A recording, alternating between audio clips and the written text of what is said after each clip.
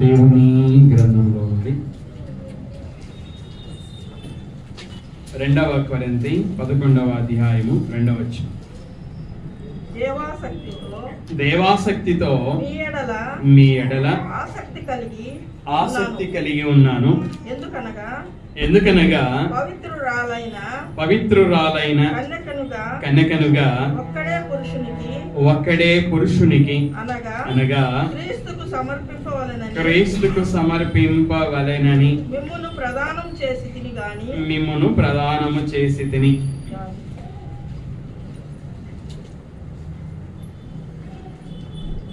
ఈ మాటలని అపోస్తలుడైనటువంటి పౌలు గారు రాశాడు. ఎవరికి రాశాడు? కొరింథీయులకు రాశాడు. ఈ కొరింథీయులు పౌలు గారి ద్వారానే సువార్తను విన్నారు. పౌలు గారు తన 2వ మిషనరీ ప్రయాణంలో ఈ పట్టణానికి వెళ్ళాడు. అకుల ప్రిస్కిల్లా అనే భార్యాభర్తల ఇంటిలో నివాసము చేసి 1 సంవత్సరము 6 నెలలు ఆ పట్టణంలో ఉన్నాడు. ఆ 1 సంవత్సరము 6 నెలలు యేసుక్రీస్తును గూర్చినటువంటి సువార్తని ప్రకటించాడు. క్రీస్తు శకం 50వ సంవత్సరములో సుమారు. మనము అపోస్తలుల కార్యములు 18వ అధ్యాయము 8వ వచనాన్ని చదువుకున్నట్లయితే, ఆ సమాజ మందిరపు అధికారి అయిన క్రిస్పో తన ఇంటి వారందరితో కూడా ప్రభువునందు విశ్వాసముంచెను.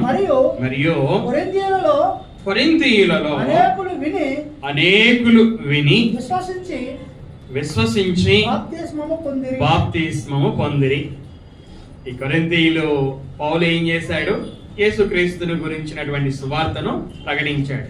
ఆయన ప్రకటించినప్పుడు ఈ పట్టణస్థులు విన్నారు, విశ్వసించారు, బాప్తిస్మము తీసుకున్నారు. ఆ విధంగా క్రీస్తు సంఘము స్థాపింపబడింది.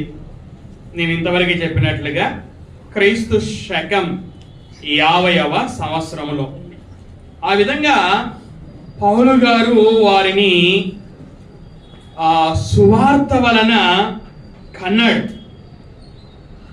1 కొరింథీ 4వ అధ్యాయము 15-16 వచనాలను మనం చదువుకుందాం. క్రీస్తునందు మీకు ఉపదేశకులు 10,000 మంది ఉన్నను, తండ్రులు అనేకులు లేరు. క్రీస్తు యేసునందు సువార్త ద్వారా నేను మిమ్మును కంటిని గనుక మీరు నన్ను పోలి నడుచుకుని వారై ఉండవలెనని మిమ్మును బతిమాలు కొనుచున్నాను. పౌలు గారు కన్నాడు అట. ఎవరిని కన్నాడు? కొరింథీయులను కన్నాడు. ఎలాగన్నాడు? సువార్త ద్వారా కన్నాడు. శరీర సంబంధంగా కనడం గురించి కాదు, ఇక్కడ ఆత్మ సంబంధంగా కనడం గురించి పరిశుద్ధాత్ముడు పౌలు గారి ద్వారా వ్రాయించాడు. ఇప్పుడు పౌలు గారు కొరింథీయులకు తండ్రిగా ఉన్నాడు. భూలోక సంబంధంగా, ఆత్మ సంబంధంగా. కొరింథీయులు పిల్లలుగా ఉన్నారు. కాబట్టి తండ్రి అయినటువంటి పౌలు గారు తన పిల్లలైనటువంటి కొరింథీయులకి 2 పత్రికలు రాశాడు. 50వ సంవత్సరంలో సంఘాన్ని స్థాపించాడు. 4 సంవత్సరాల తర్వాత మొదటి పత్రికను వ్రాయవలసి వచ్చింది. ఆ సంఘములో అనేక సమస్యలు ఉండడం ద్వారా వారు ఆ సంఘంలో ఉన్నటువంటి ఒకరి ద్వారా ఆ సమస్యలన్నీ తెలుసుకొని ఆ సమస్యలకు జవాబుగా మొదటి పత్రికను రాశాడు. మొదటి పత్రికను వ్రాసిన సంవత్సరం తర్వాత రెండవ పత్రికని వ్రాశాడు. రెండవ పత్రికలో మనము 11వ అధ్యాయము 2వ వచనాన్ని చదువుకున్నాం.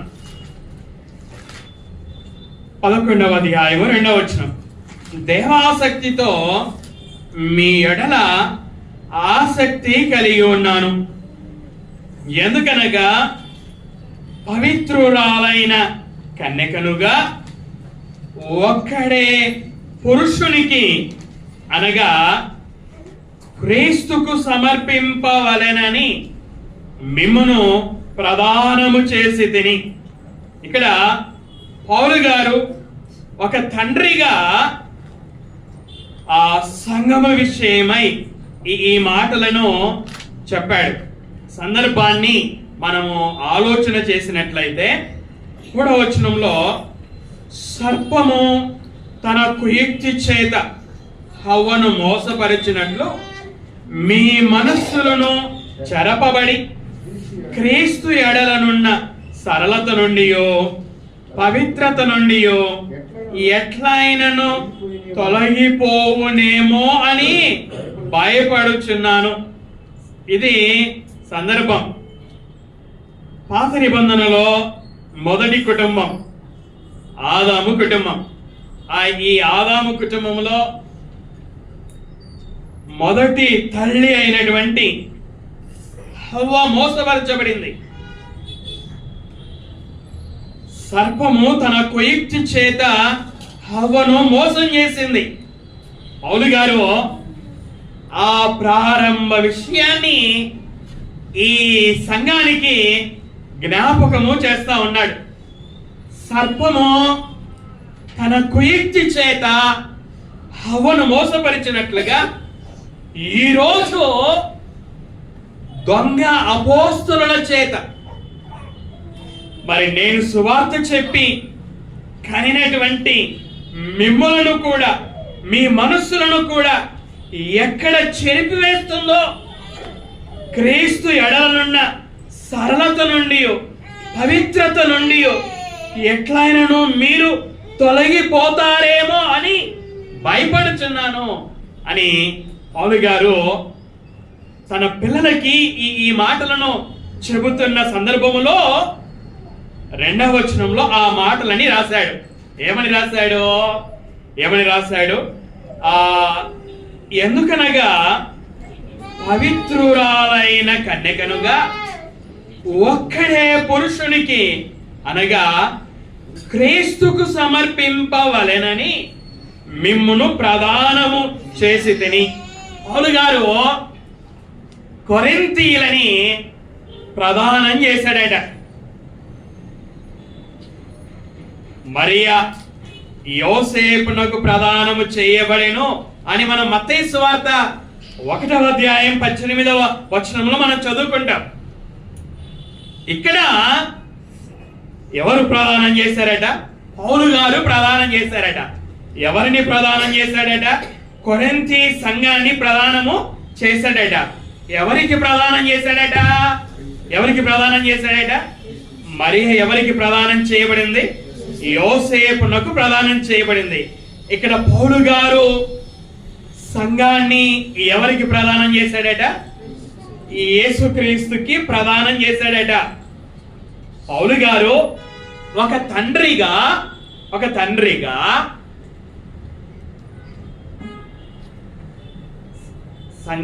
సంఘాన్ని కన్యకగా పోల్చారు. బైబిలులో యేసుక్రీస్తు వారు వరుడని, సంఘము వధువు అని బైబిలులో మనము చూస్తాం. ఇప్పుడు ఇక్కడ పౌలు గారు ఒక తండ్రిగా, కొరింథీయులకు తండ్రిగా తన పిల్లలైనటువంటి వారిని ఒక మాటలో చెప్పాలంటే ఆ వధువైనటువంటి సంఘాన్ని వరుడైనటువంటి యేసుక్రీస్తుకి ప్రదానము చేశాడట. ప్రదానం చేసినటువంటి పౌలు గారు ఏమని చెప్తున్నాడంటే, మిమ్మల్ని నేను క్రీస్తుకు సమర్పించాలి. ఎలా సమర్పించాలి అట? సంఘాన్ని వరుడైన క్రీస్తుకు ఒక తండ్రి ఎలాగా సమర్పించాలని కోరుకొనుచున్నాడు? పవిత్రురాలైన కన్యకగా.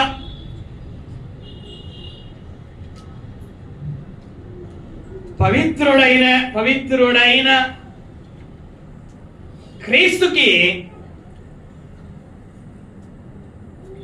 వధువైనటువంటి సంఘాన్ని పవిత్రురాలైన కన్యకగా సమర్పించాలి అనేది ఒక తండ్రి కోరికగా మనం చూస్తున్నాం.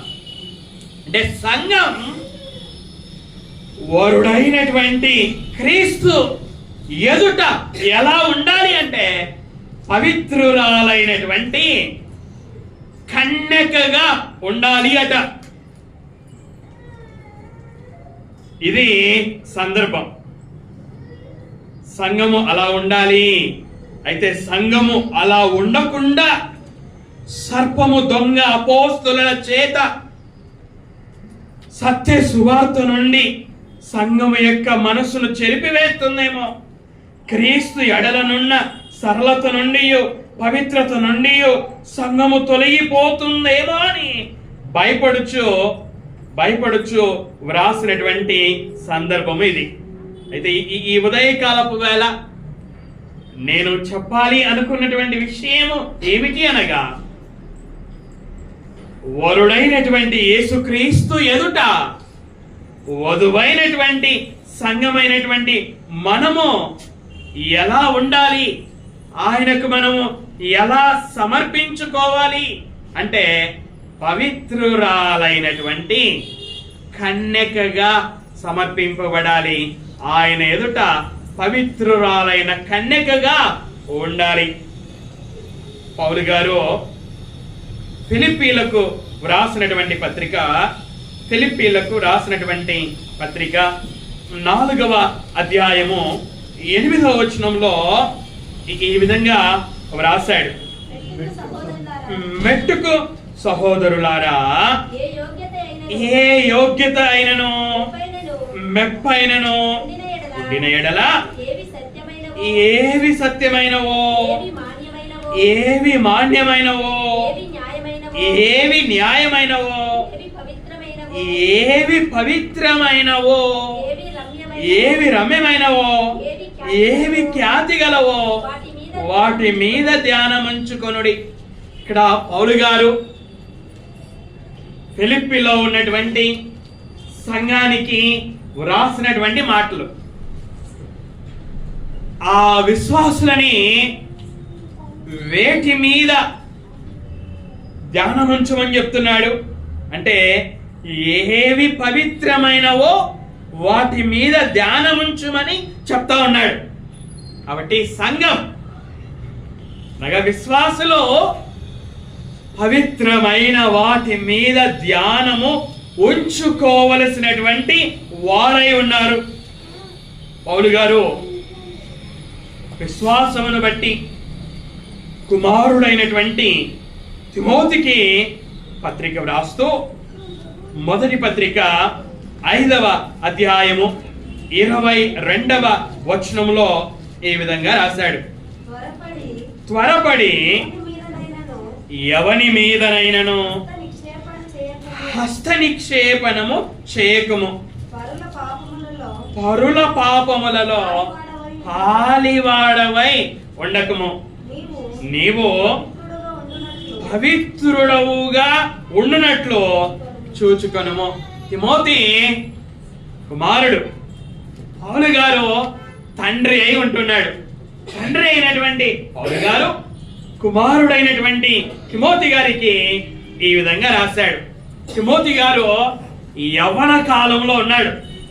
యవ్వన కాలంలో ఎఫెసు పట్టణములో దైవజనుడుగా ఉన్నాడు, లేక పాస్టర్గా ఉన్నాడు. యవ్వన కాలంలో దైవజనుడుగా ఉన్నటువంటి పౌలు గారికి, ఆ తిమోతి గారికి ఒక ఆత్మీయ తండ్రి అయినటువంటి పౌలు గారు ఏమని రాశాడు అంటే, తిమోతి, పరుల పాపములలో పాలివాడవై ఉండకుము అని రాసిన తర్వాత, నీవు పవిత్రుడవుగా ఉండనట్లు చూచుకొనుము. నీవు దైవజనుడివి. దేవుడు నీకు వధువైన సంఘాన్ని నీ చేతికి అప్పగించాడు. కాబట్టి దైవజనుడవైనటువంటి నీవు నీ చేతికి అప్పగింపబడినటువంటి వధువైన సంఘాన్ని పవిత్రురాలైన కన్యకగా ఆయనకు సమర్పించే విధంగా నీవు సంఘాన్ని నడిపించాలి. నువ్వు సంఘానికి మాదిరిగా ఉండాలి.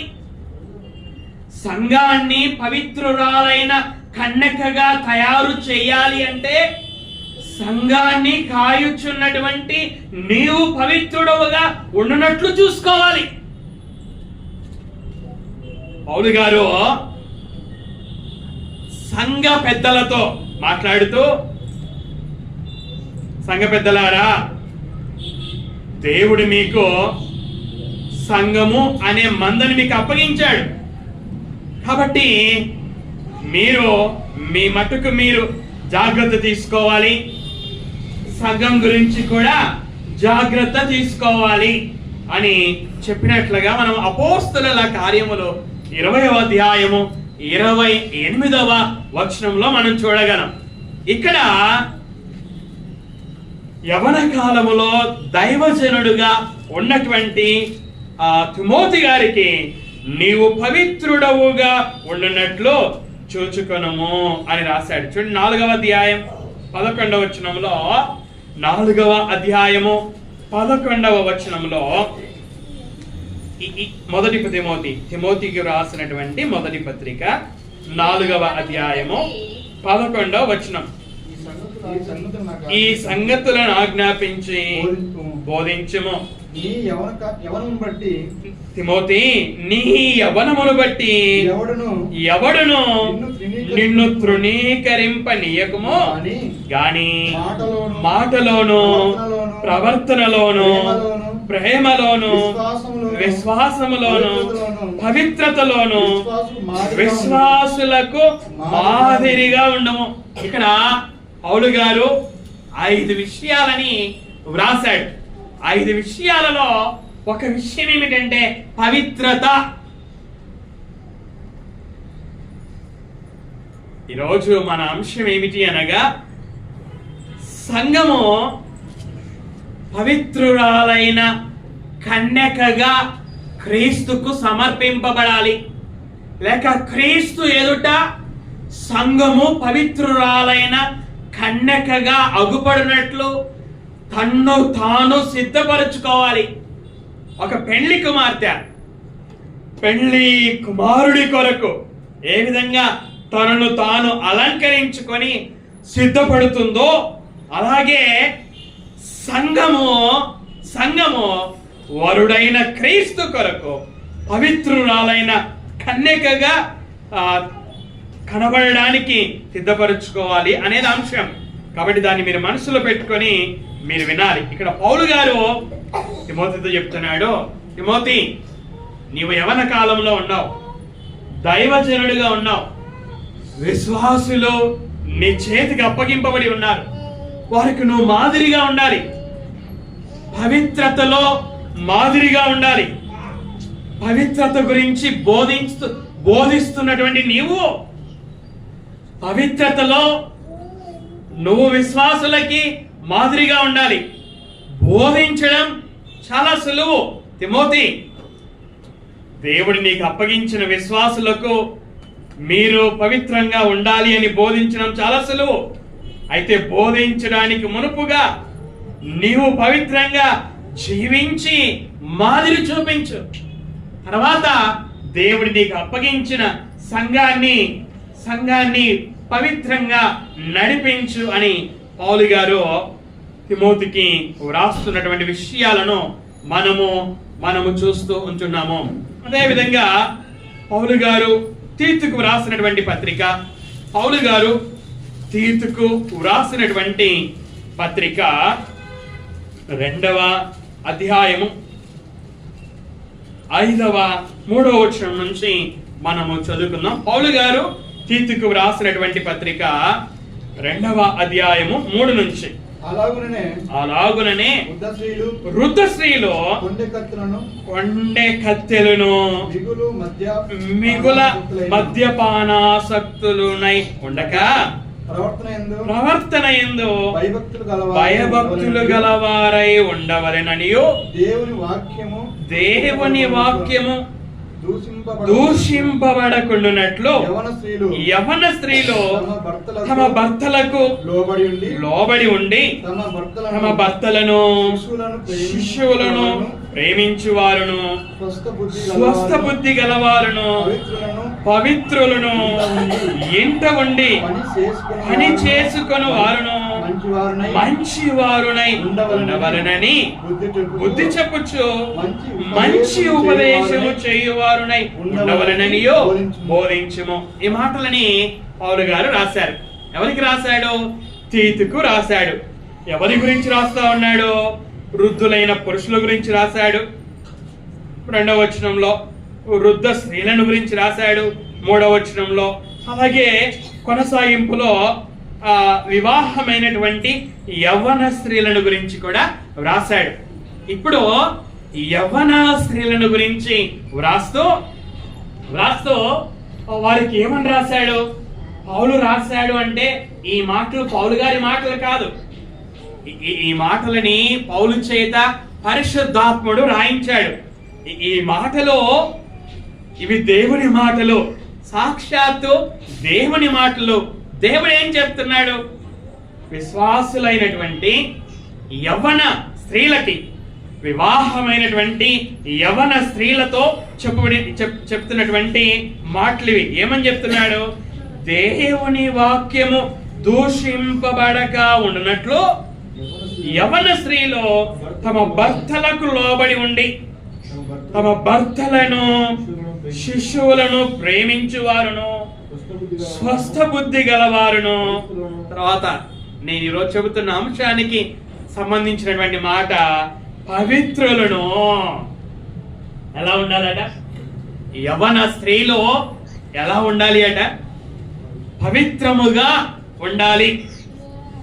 వివాహమైనటువంటి యవ్వన స్త్రీలో ఎలా ఉండాలి అట? పవిత్రులుగా ఉండాలి.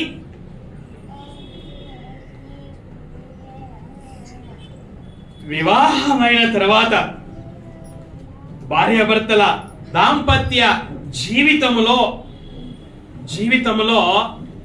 ఆ పవిత్రతని ఇరువురు కూడా, భార్యాభర్తలు ఇరువురు కూడా కాపాడుకోవలసినటువంటి వారై ఉన్నారు. వివాహం కాక మునుపు కూడా తమ పవిత్రతని కాపాడుకోవలసినటువంటి వారై ఉన్నారు. దేవుడే వివాహ వ్యవస్థని ఏర్పాటు చేశాడు కనుక ఆ వివాహములో భార్యాభర్తలుగా జతపరచబడేంత వరకు కూడా ఇద్దరు యవ్వన పురుషులు అలాగే యవ్వన స్త్రీలు ఇరువురు కూడా తమ పవిత్రతని కాపాడుకోవలసినటువంటి వారై ఉంటున్నారు.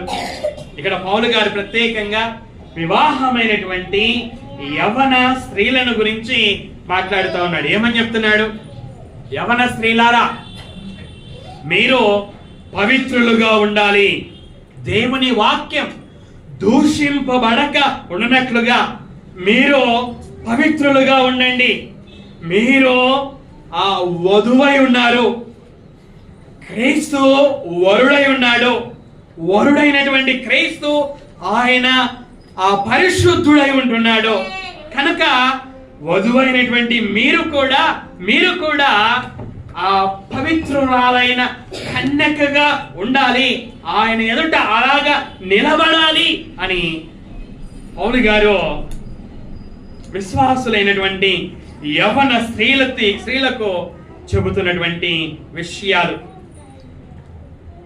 యాకోబు రాసినటువంటి పత్రిక 3వ అధ్యాయము 17వ వచనాన్ని మనము చదువుకుందాం. అయితే పైనుండి వచ్చు జ్ఞానము మొట్టమొదట పవిత్రమైనది, తర్వాత సమాధానకరమైనది, మృదువైనది, సులభముగా లోబడినది, కనికరముతోనూ మంచి ఫలములతోనూ నిండుకొనినది, పక్షపాతమైనను వేషధారణ అయినను లేనిదియునై ఉన్నది. ఇక్కడ యాకోబు గారు 2 రకాలైనటువంటి జ్ఞానాలను గురించి మాట్లాడుతూ ఉన్నాడు. మొదటి జ్ఞానము పైనుండి దిగువచ్చినది కాక భూ సంబంధమైన జ్ఞానం, ప్రకృతి సంబంధమైన జ్ఞానం. 15వ వచనంలో మనం చూస్తాం దయ్యముల జ్ఞానం, ఇది ఒక జ్ఞానం. 17వ వచనంలో యాకోబు గారు 2వ జ్ఞానాన్ని గురించి రాశాడు. ఏంటి ఆ 2వ జ్ఞానం? పైనుండి వచ్చు జ్ఞానం అనగా పరలోక సంబంధమైన జ్ఞానం. 1వ జ్ఞానము అది భూ సంబంధమైనది, 2వ జ్ఞానము అది పరలోక సంబంధమైనది. మొదటి జ్ఞానము దయ్యముల జ్ఞానము, 2వ జ్ఞానము అది దేవుని జ్ఞానం. అయితే దేవుని జ్ఞానం ఎటువంటిదంట? పవిత్రమైనది.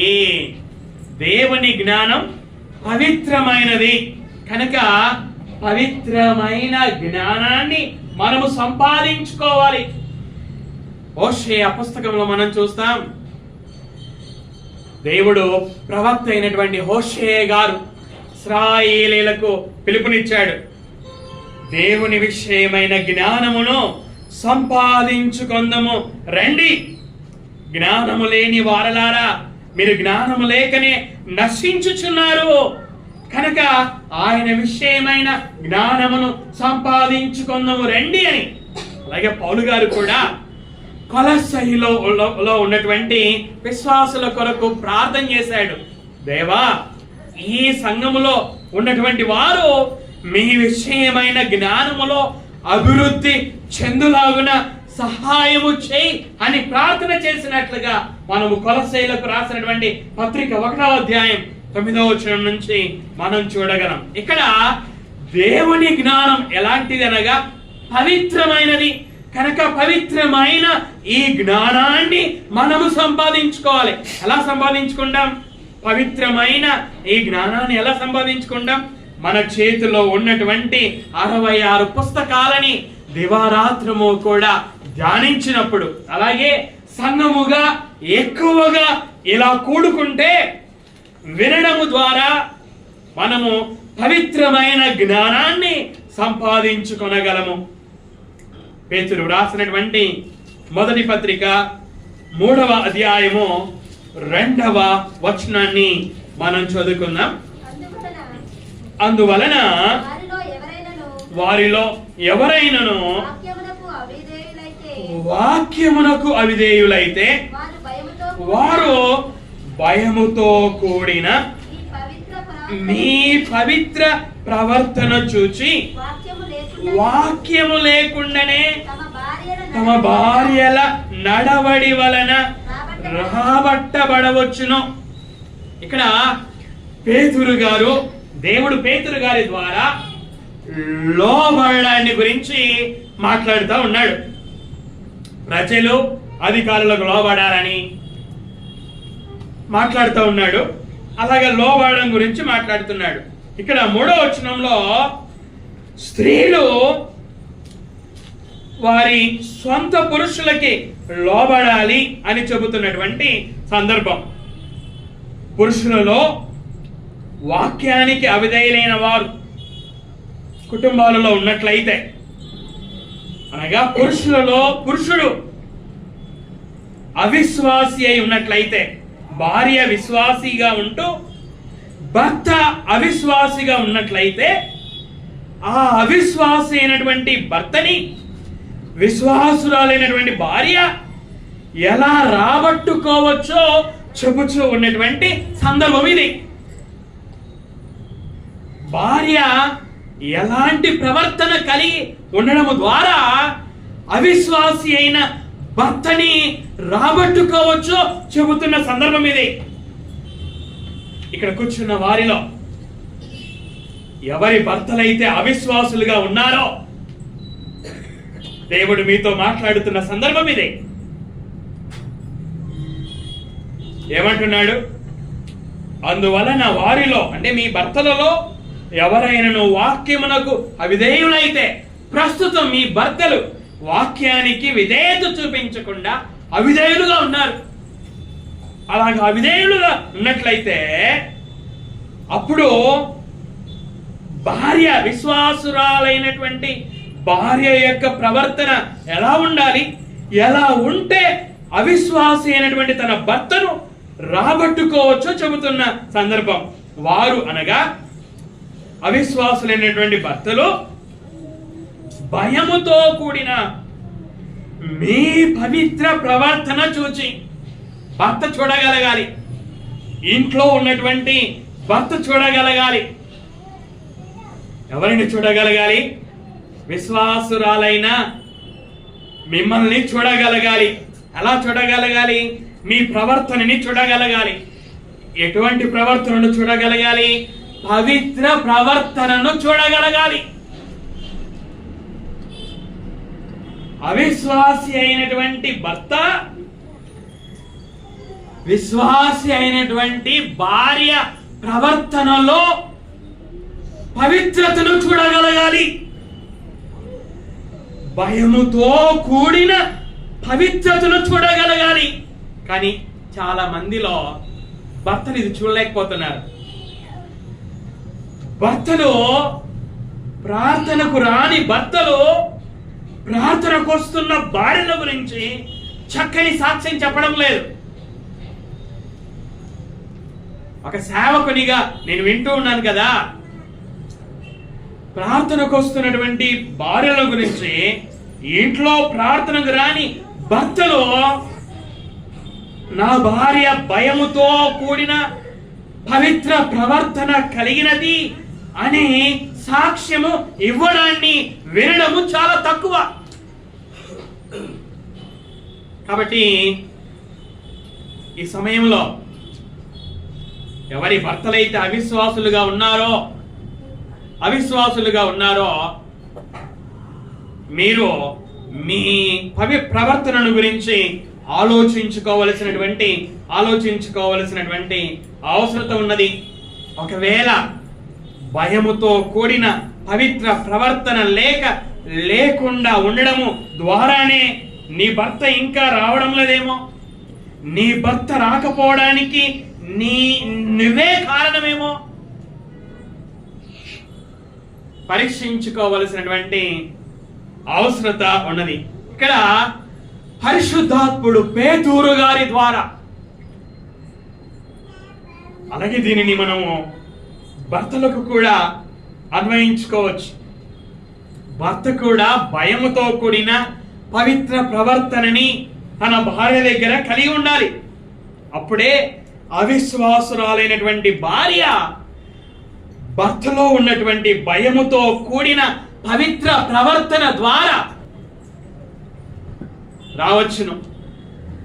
కాబట్టి పురుషులు, స్త్రీలు ఇరువురు కూడా నా ఇంటిలో, నా భార్య దగ్గర, నా భర్త దగ్గర నా ప్రవర్తన ఇలా ఉందా, భయముతో కూడిన పవిత్ర ప్రవర్తనను నేను కలిగి ఉన్నానా అని పరీక్షించుకోవలసినటువంటి అవసరత ఉన్నది. పవిత్ర ప్రవర్తన. అలాగే యోహాను రాసినటువంటి మొదటి పత్రిక 3వ అధ్యాయం 3వ వచనాన్ని మనం చదువుకుందాం. యోహాను రాసినటువంటి మొదటి పత్రిక 3వ అధ్యాయము 3వ వచనం. ఆయన యందు ఈ నిరీక్షణ పెట్టుకొనిన ప్రతి వాడును పవిత్రుడై ఉన్నట్టుగా, ఆయన అనగా యేసుక్రీస్తు పవిత్రుడై ఉన్నట్టుగా తన్ను పవిత్రునిగా చేసుకొనెను. పాపము చేయి ప్రతివాడును. ఇక్కడ యోహాను గారు, అపోస్తలుడైనటువంటి యోహాను గారు ఈ మాటలను రాశాడు. దేవుని ప్రేమను గురించి వ్రాస్తున్నటువంటి సందర్భం ఇది.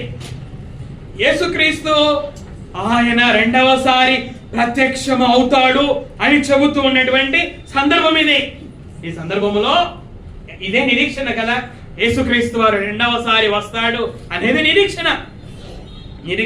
అందుకే ఇక్కడ యోహాను గారు అంటున్నాడు, ఆయన యందు అనగా యేసుక్రీస్తు యందు ఈ నిరీక్షణ, ఆయన రెండవసారి వస్తాడు అనే నిరీక్షణ పెట్టుకొనిన ప్రతి వాడును ఎలా ఉండాలట? ఆయన పవిత్రుడై ఉన్నట్టుగా తన్ను పవిత్రునిగా చేసుకొనును. యేసుక్రీస్తు వారిని సంఘం ఎదుర్కోవాలి. ఎవరినైతే సంఘం ఎదుర్కోవాలో ఆయన పవిత్రుడు. నాలో పాపం ఉన్నదని మీలో ఎవడు స్థాపించగలడు అని సవాలు చేసినటువంటి ఆయనను ఎదుర్కోవాలి సంఘం. కనుక వధువైనటువంటి సంఘం వరుడైన యేసుక్రీస్తును ఎదుర్కోవాలి, పరలోకానికి వెళ్ళాలి. ఆయన ఎదుట, తండ్రి అయిన దేవుని ఎదుట, అలాగే ఆయన కుమారుడైన యేసుక్రీస్తు ఎదుట నిలబడాలి. అయితే ఎలా నిలబడాలట? ఆయన యేసుక్రీస్తు ఏ విధంగా పవిత్రుడో అలాగే సంఘము కూడా పవిత్రముగా నిలబడాలట. అదే మనం చూసాం. మన అంశం అదే.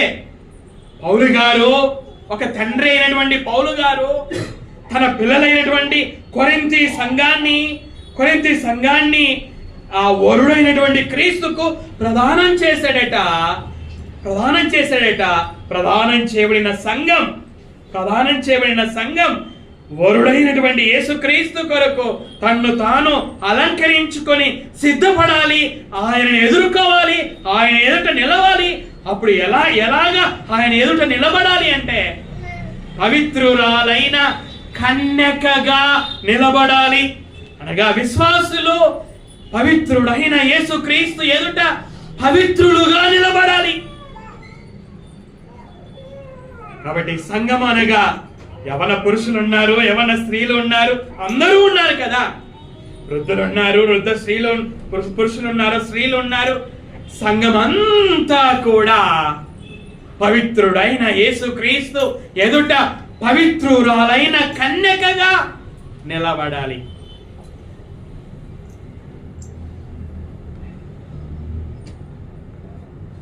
ఇది దేవుని యొక్క కోరిక.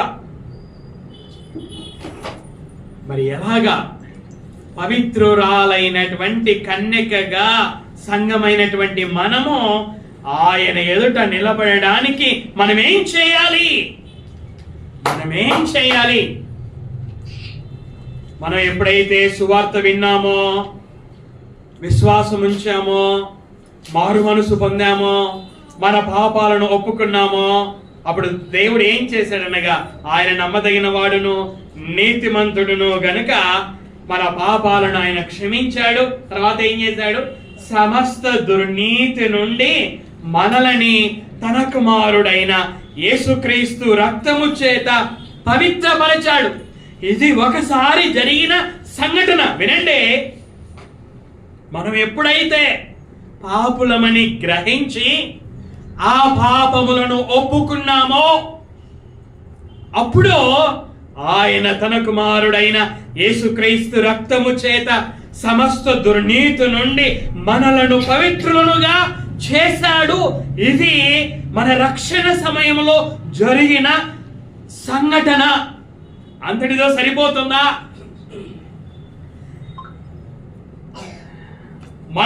మనం పవిత్రులుగా చేయబడ్డాం కదా, ఇంక సరిపోతుందా అంటే కాదు.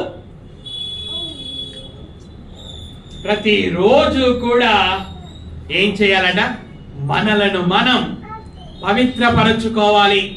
మన శరీరాన్ని ప్రతిరోజు ఏ విధంగా మనము పవిత్రపరచుకుంటామో అలాగే ఆత్మ సంబంధంగా మన నడతను కూడా మనం ఏం చేసుకోవాలి? ప్రతిరోజు కూడా పవిత్రపరచుకోవాలి. పవిత్రురాలైన కన్యకగా యేసుక్రీస్తు ఎదుట నిలబడాలి అంటే ఈ పవిత్రపరచుకునే కార్యక్రమం ప్రతి రోజుకు సంబంధించినది. దేవుడు మనకి పరిశుద్ధాత్ముడని, భ్రష్టాత్మను కాదు, పరిశుద్ధ ఆత్మను మనకు వరంగా ఇచ్చాడు. ఆ పరిశుద్ధాత్ముడు మన హృదయంలో నివసించుచున్నాడు. ఈ పరిశుద్ధాత్ముడు ఏం చేస్తాడు అనగా ఆయన మనలని పవిత్రపరుస్తాడు. పరిశుద్ధాత్ముడు మనలని ప్రతిరోజు కూడా పవిత్రపరుస్తాడు. పవిత్రుడైనటువంటి వరుడి కొరకు పవిత్రమైన పవిత్రురాలైన కన్యకగా మనము సమర్పించబడము కొరకు పరిశుద్ధాత్ముడు ప్రతిరోజు కూడా మనలని పవిత్రపరుస్తాడు. సబ్బుతో మన శరీరాన్ని మనం పవిత్రపరుచుకుంటాం. పరిశుద్ధాత్ముడు దేవుని మాటలతో వినాలి అందరూ.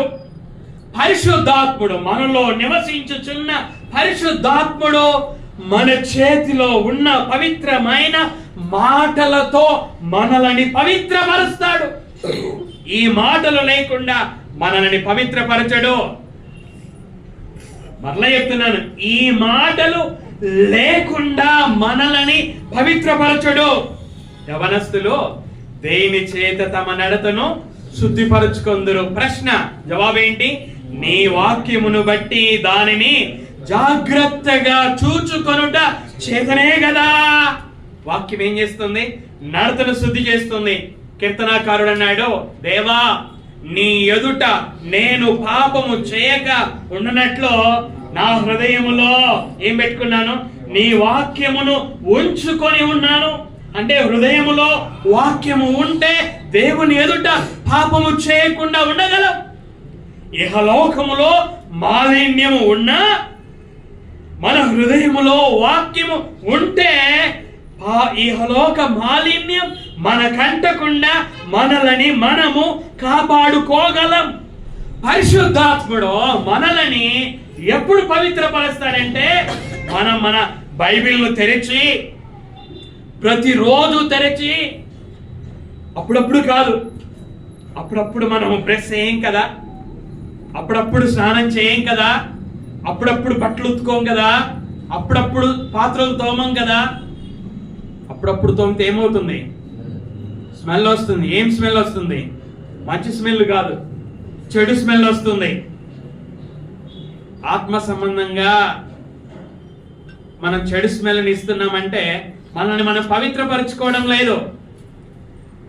పరిశుద్ధాత్ముడు మనల్ని పవిత్రపరచడానికి వాక్యాన్ని మనం చదవడం లేదు, వాక్యాన్ని ధ్యానించడం లేదు.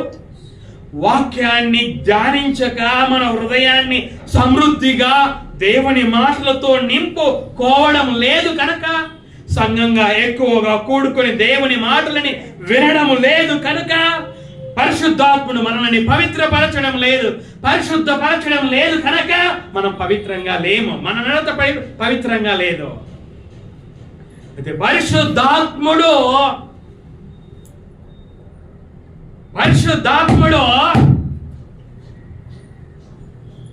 పవిత్రుడైన వరుడైనటువంటి యేసుక్రీస్తు కొరకు మనల్ని పవిత్రురాలైన కన్యకగా సమర్పించాలి అంటే మనం ఏం చేయాలి? మనం వాక్యాన్ని ధ్యానిస్తూ ఉన్నప్పుడే, ఇలాగ సంఘంగా ఎక్కువ కూడుకొని వింటూ ఉన్నప్పుడే పరిశుద్ధాత్ముడు ఏం చేస్తాడు? వాక్యము చేత మనల్ని పవిత్రపరుస్తాడు. వాక్యం చదవకపోతే పరిశుద్ధాత్ముడు మనల్ని పవిత్రపరచడు. వాక్యము చేత మాత్రమే పవిత్రపరుస్తాడు. వాక్యానికి లోబడినప్పుడు,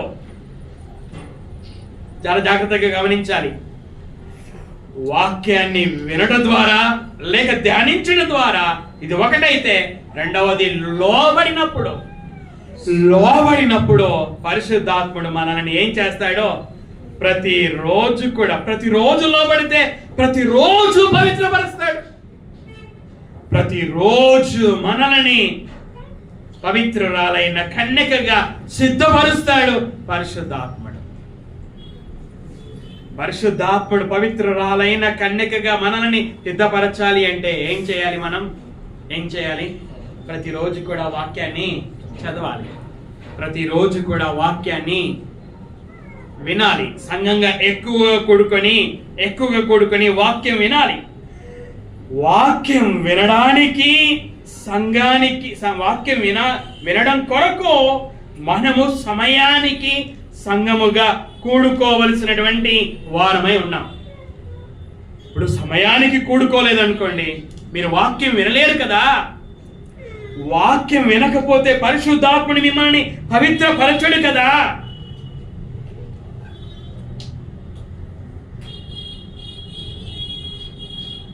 కాబట్టి పరిశుద్ధాత్ముడు మనల్ని పవిత్రపరచాలి అంటే వాక్యం వినాలి. వాక్యం వినాలి అంటే మనము సమయానికే సంఘముగా కూడుకోవాలి. పాటల వలన ప్రయోజనం ఉందా లేదా? పాటల వలన ప్రయోజనం ఉందా లేదా? ఉందా లేదా? చంద్రకళ సిస్టర్, పాటల వలన ప్రయోజనం ఉందా లేదా? ఉందా? మరి మీకు ఆ ప్రయోజనం వద్దా?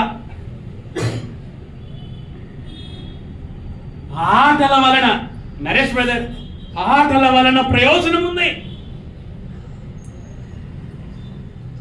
పాటల వలన ప్రయోజనం లేకపోతే పాటల ప్రాక్టీస్ ఎందుకు? 45 నిమిషాలు దానికి సమయం.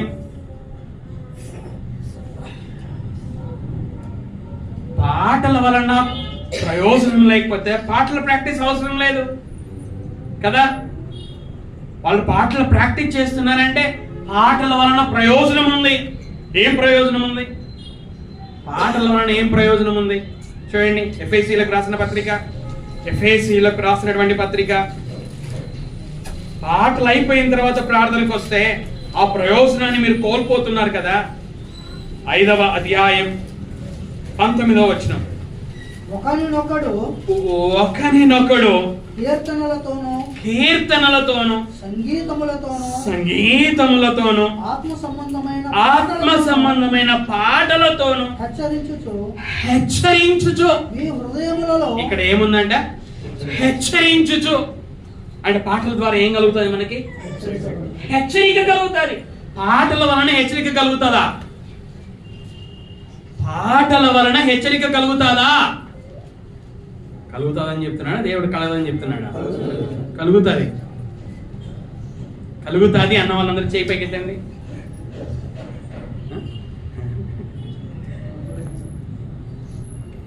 మీకు ఆ ప్రయోజనం కావాలా వద్దా? హెచ్చరిక అనే ప్రయోజనం కావాలా వద్దా? కావాలి.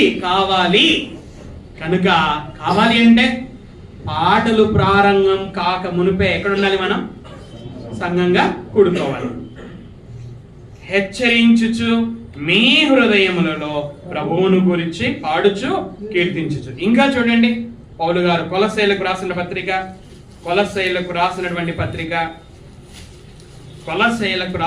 పత్రిక 3వ అధ్యాయం 16వ వచనం.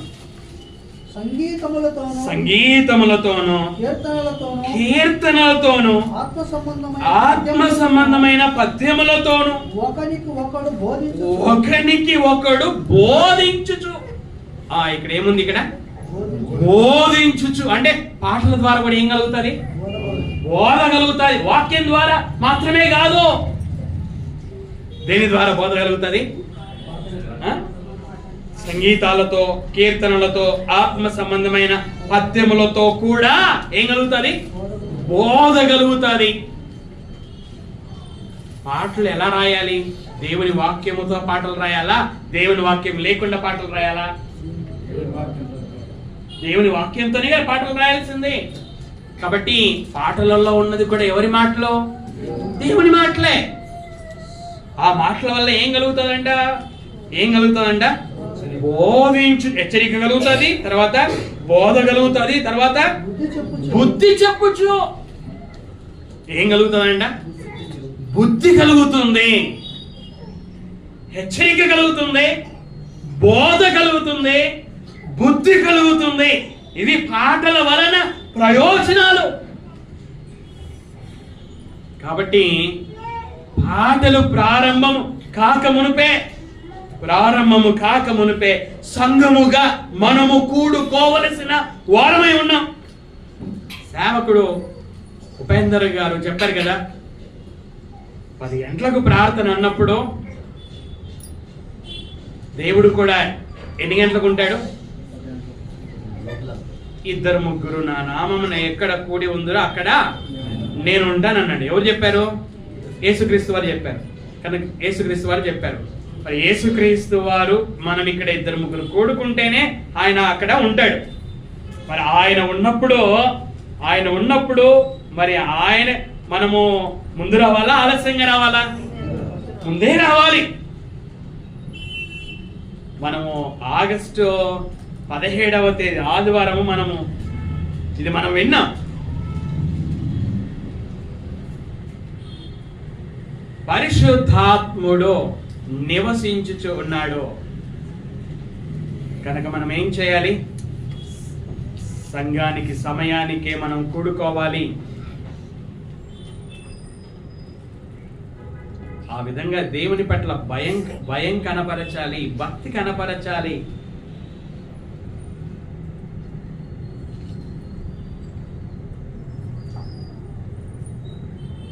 యేసుక్రీస్తు వారు వరుడై ఉన్నాడు. మనము ఆత్మ సంబంధంగా వధువై ఉన్నాం. సంఘమైనటువంటి మనం. సంఘము వరుడు ఎలాంటి వాడట? పవిత్రుడు ఆయన. వధువు కూడా ఎలా నిలబడాలట? పవిత్రురాలైన కన్యకగా నిలబడాలి. పవిత్రురాలైన కన్యకగా నిలబడాలి అంటే మనల్ని మనం సిద్ధపరచుకోవాలి. ఒక పెళ్లి కుమార్తె ఏ విధంగా అలంకరించుకొని తన్ను తాను సిద్ధపరచుకుంటుందో సంఘమైనటువంటి మనం కూడా సిద్ధపరచుకోవాలి. పవిత్రురాలైన కన్యకగా మనల్ని మనం సిద్ధపరచుకోవాలి. పవిత్రురాలైన కన్యకగా. అలాగా పరిశుద్ధాత్ముడు మనల్ని పవిత్రురాలైన కన్యకగా సిద్ధపరచాలి అంటే ఇదిగో మనం వింటున్నటువంటి వాక్యం చేతనే మనల్ని పవిత్రురాలైన కన్యకగా సిద్ధపరుస్తాడు. వాక్యం చేతనే, వినే వాక్యం చేతనే, ధ్యానించే వాక్యం చేతనే, లోబడము చేతనే. లోబడకపోతే కాదండి. ఒక శిల్పి రాయిని తనకిష్టమైన రూపంలో మలచాలి అంటే అది ఏమనకుండా మౌనంగా ఉంటూ లోబడుతుంది. కనుకనే శిల్పి తనకిష్టమైన రూపాన్ని తీసుకొని వస్తాడు. పరిశుద్ధాత్ముడు మనల్ని పవిత్రురాలైన కన్యకగా సిద్ధపరచాలి అంటే మనం లోబడడం ద్వారానే, వాక్యానికి లోబడడం ద్వారానే. దేవుడు సంఘంగా ఎక్కువగా కూడుకోమన్నాడు. ఆ మాటకు లోబడదాం. సంఘంగా ఎక్కువ కూడుకొని ఆయన మాటలు విందాం.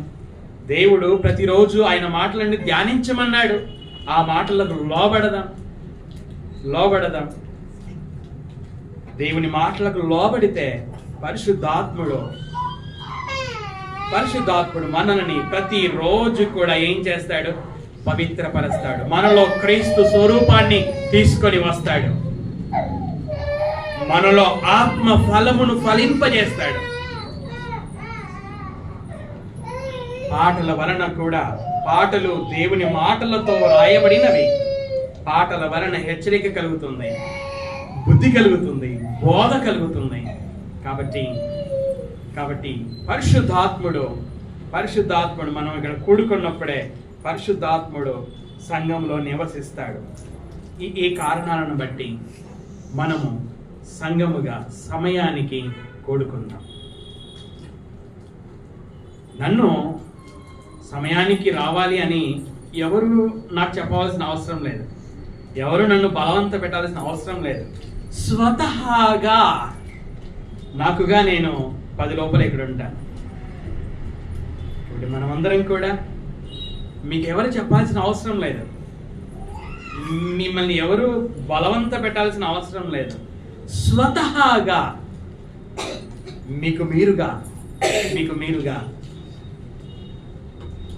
ఈ మాటలను గమనించి పాటల వలన హెచ్చరిక, బుద్ధి, బోధ కలుగుతుందని, పరిశుద్ధాత్ముడు ఉంటాడు అని గ్రహించి సంఘానికి సమయానికి కూడుకోవలసిందిగా, పవిత్రురాలైన కన్యకగా మనల్ని మనం సిద్ధపరచుకోవలసిందిగా ప్రభువు పేరట మనం చేస్తున్నాం. ప్రార్థన చేసుకుందాం.